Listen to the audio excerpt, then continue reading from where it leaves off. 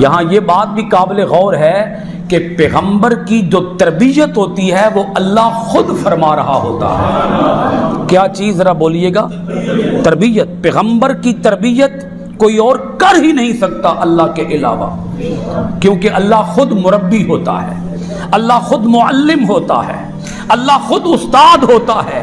وہ رب فرماتا ہے پیغمبر کسی مخلوق کے پاس پڑھیں، میں اس بات کو بھی گوارا نہیں کرتا۔ یہ بھی رب کی حیا ہے۔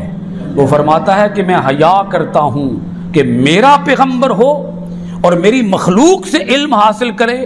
وہ رب فرماتا ہے جب پیغمبر میرا ہے، میرے پیغام کو میرے بندوں تک پہنچا رہا ہے، تو اس کی تعلیم اور اس کی تربیت کا بھی ذمہ میں نے خود اٹھا رکھا۔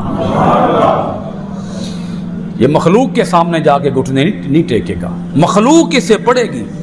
بولیے گا ذرا، مخلوق اس سے پڑھے گی، یہ کسی سے نہیں پڑھے گا، یہ سب کو پڑھائے گا، کسی سے پڑھے گا نہیں۔ اچھے کئی بندے چولا مارن والے تو پتہ رج دنیا ہے۔ امی لفظ کیا ہے؟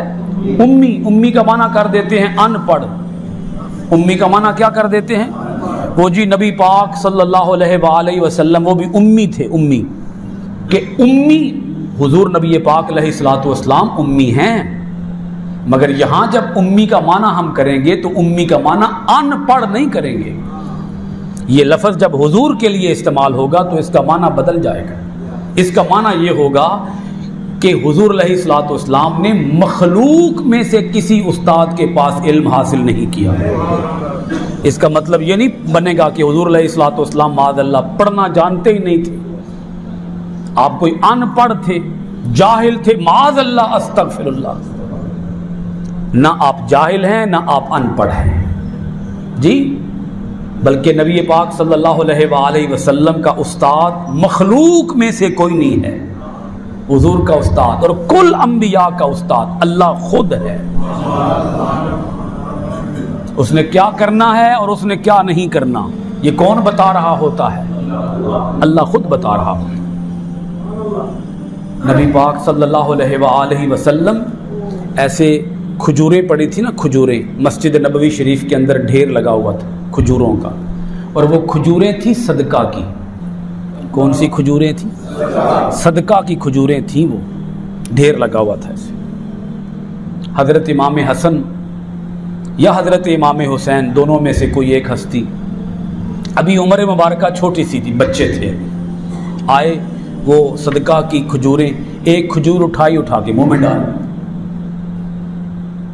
نبی پاک صلی اللہ علیہ وآلہ وسلم دیکھ رہے تھے، آپ تشریف لے آئے، حلق کے اندر انگلی ماری۔ حلق کے اندر کیا ماری؟ انگلی ماری، اور انگلی مار کر وہ کھجور باہر نکالی کہ اس کھجور کا ایک ذرہ بھی اے میرے شہزادے خبردار تیرے حلق کے نیچے جائے، کیونکہ یہ تیرے لیے حرام ہے۔ یہ کھجوریں ہیں صدقہ کی، اور میری آل کے لیے صدقہ حلال نہیں ہے، حرام ہے۔ میری آل صدقہ نہیں کھائے گی، بلکہ ساری امت میری آل کا صدقہ کھائے گی۔ ساری امت میری آل کا صدقہ کھائے گی، اور میری آل کسی کا صدقہ نہیں کھائے گی۔ کچھ سمجھ آئی کہ نہیں آئی؟ تو نبی پاک علیہ الصلوۃ والسلام نے اپنے شہزادوں کی یوں کیا فرمائی؟ تربیت فرمائی۔ عمر مبارکہ بھی چھوٹی تھی، حضور نے تربیت فرمائی۔ مگر پیغمبروں کی جو اپنی تربیت ہوتی ہے، بولیے گا، اللہ خود براہ راست کرتا ہے۔ تو یہ رب کی حیا ہے کہ اے موسیٰ، اگر عمر تیری ابھی چھوٹی ہے، لوگ کہہ سکتے ہیں چھوٹی عمر میں دودھ پیا تھا۔ کس عمر میں؟ چھوٹی عمر میں دودھ پیا تھا، تو چھوٹی عمر میں تو بچے کے اوپر شریعت نافذ ہی نہیں ہوتی۔ تو فرمایا ٹھیک ہے، چونکہ تو عام بچہ نہیں ہے، تو میرا پیغمبر ہے، تو میرا بھیجا ہوا ہے، لہذا خبردار کہ تو کسی عام عورت کا یا کسی غیر مسلم عورت کا دودھ پیے۔ تو رب کی غیرت یہ ہے کہ پیغمبر کے پیٹ میں حرام کا ایک ذرہ بھی نہ جائے، حرام کا ایک لقمہ بھی نہ جائے، حرام کا ایک نوالہ بھی نہ جائے۔